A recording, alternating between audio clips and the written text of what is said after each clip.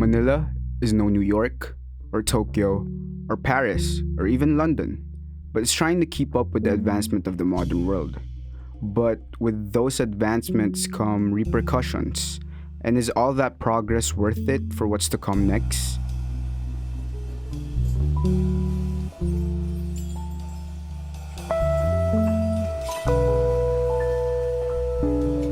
Believe it or not, Manila has once been deemed as the Paris of Asia.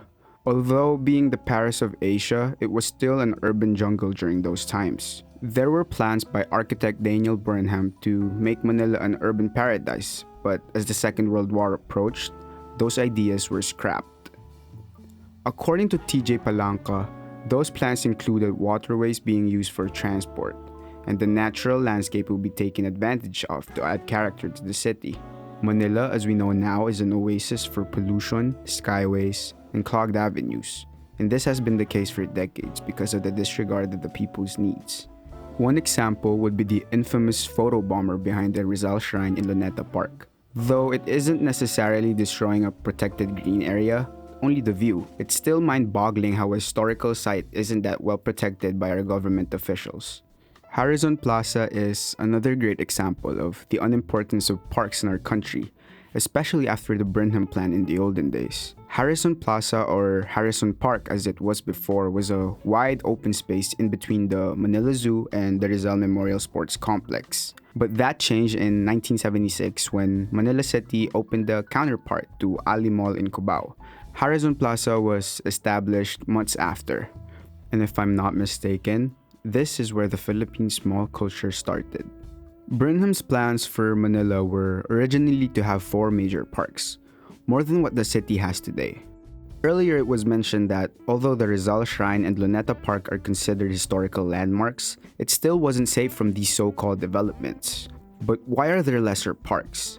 And why is the capital city not putting importance in creating more? Remember the Burnham Plan? Well, it wasn't properly realized, but some of it were, like Ross Boulevard and some parts of Luneta Park. The Burnham Plan was at the forefront of designing and building a city. It had proper zoning and proper placements of streets, avenues, buildings, and much more. During those times, Manila or society in general wasn't as established as it is today, and there were more opportunities to do more with the given space. Today, green spaces continue to shrink.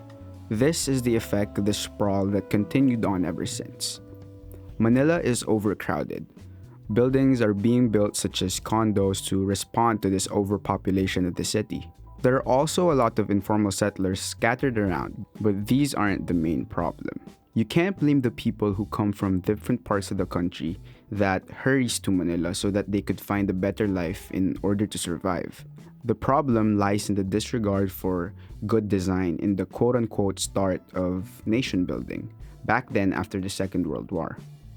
We can't put the blame on the leaders that were there after World War II, but I guess that's too far a stretch.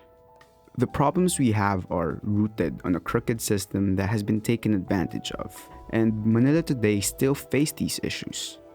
So, what's next?